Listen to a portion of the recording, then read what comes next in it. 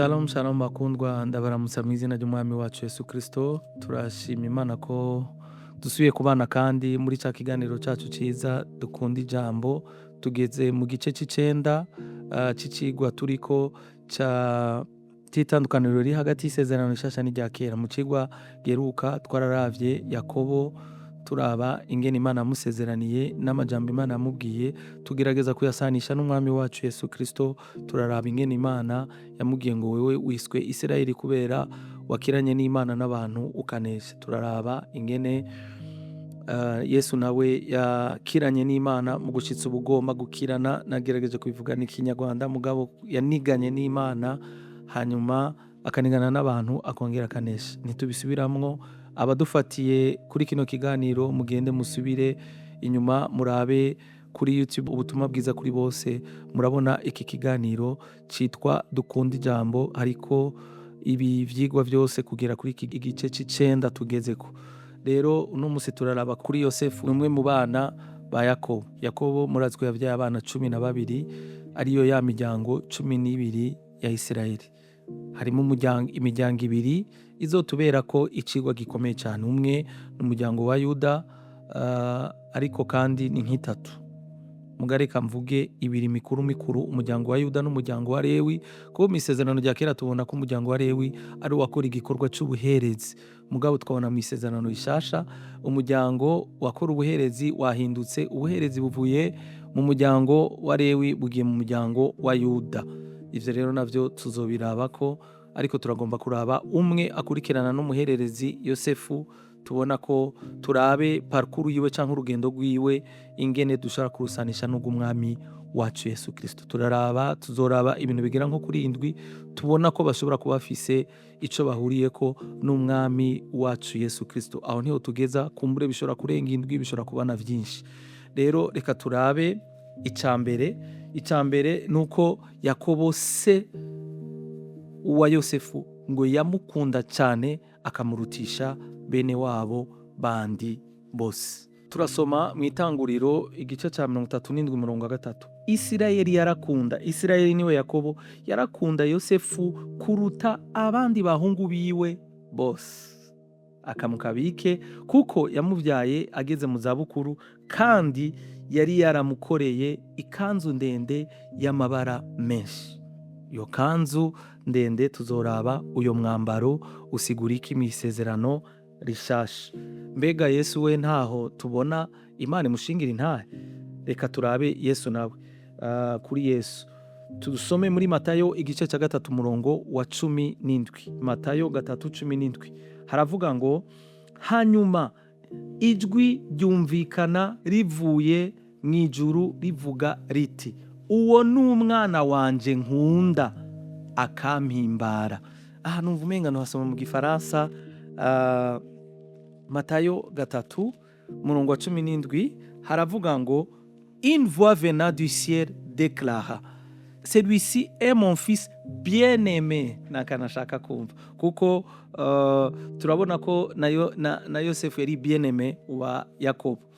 Bien-aimé, celui qui fait toute ma joie. Igifaransa kivuga neza, nguyu n'umwana wanje bien-aimé, nkunda cyane, hanyuma akagira gute? Akaba ari wagize umunezero wanje akampimbara. Ico ni cambere tubona Yosefu yarahuriyeko na Yesu, bose bakundwa n'abavyeyi babo.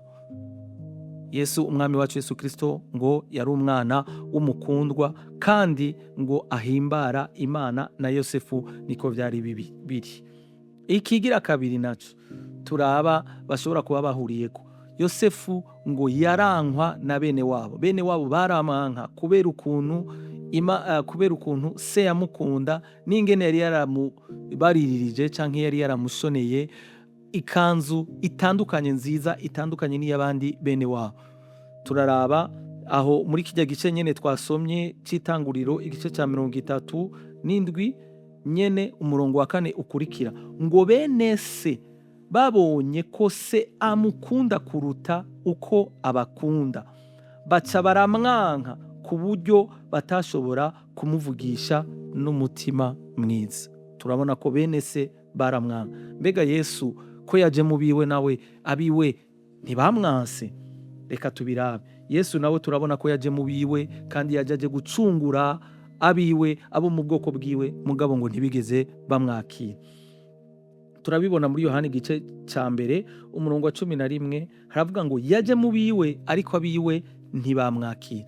Turabona ko Yesu abiwe nibo bamugwanije, twarabibonye mu vyigwa vyahera, nibo bamugwanije, nibo bamushize mu maboko y'abanyakibi kugira ngo abambwe. Ntibigeze bamukunda, ntibigeze bamwakira, ntibigeze banakira nico Imana yari yamurungikanye. Mugabo ivyo navyo tuzobibona, kumbure Imana yabishatse ko bigenda gutyo kugira ngo twebwe abatarabisirayeli natwe dushobore kuronkeraho agakiza. Tuzobiraba mu vyigwa bikurikira, ariko ico nico ca kabiri tubona ko Yosefu yarahuye ko n'umwami wacu Yesu Kristo. Hirya yuko bakundwa n'abavyeyi, mugabo bo bavukana ngo barabanka.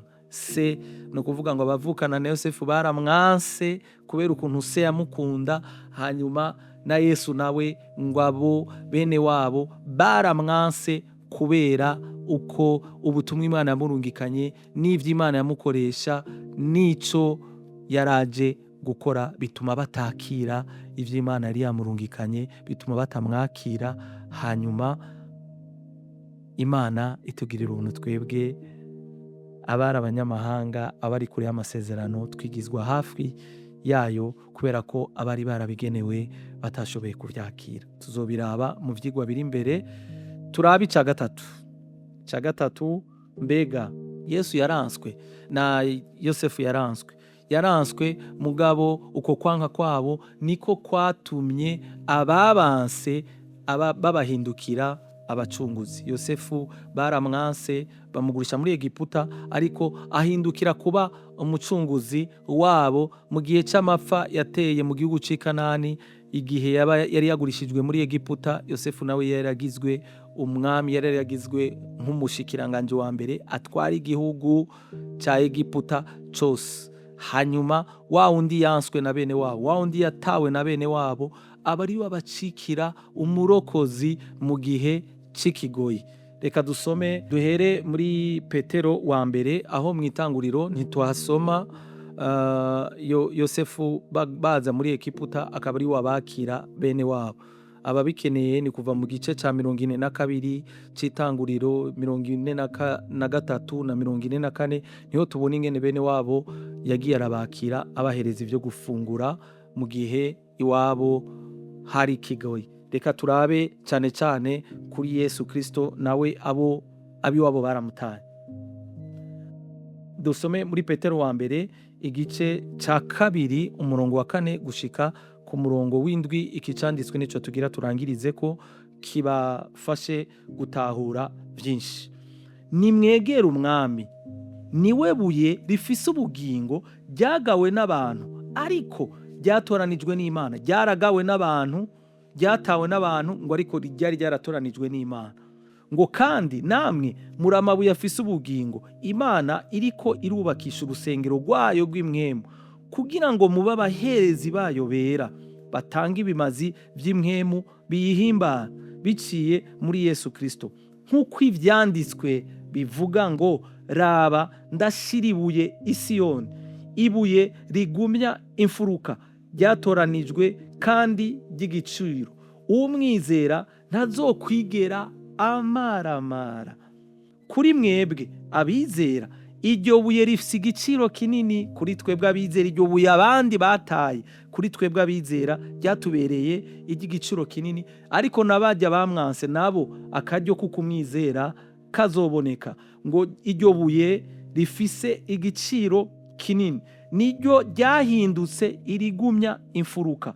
Ariko ku batizera bo handitswe ngo, ibuye abubatsi bagaye niryo ryahindutse irigumya imfuruka. Umwami Yesu Kristo abahezagire. Aya majambo meza turangirije ko muri Petero wa mbere abatere kwiyumvira ingene uwanswe n'abantu yacitse umucunguzi akiza abari mw'isi bose, harimwo n'abamwanse nk'uko na Yosefu bene wabo bamwanse, ariko abacikira umucunguzi mu gihe hari harateye ikigoyi i Kanani, bagenda muri Egiputa arabagaburira. Umwami Yesu abahezagire. Tuzoraba ibindi bikurikira dushobora gusanisha ko Yosefu na Yesu. Umwami Yesu abagiriye neza, amen.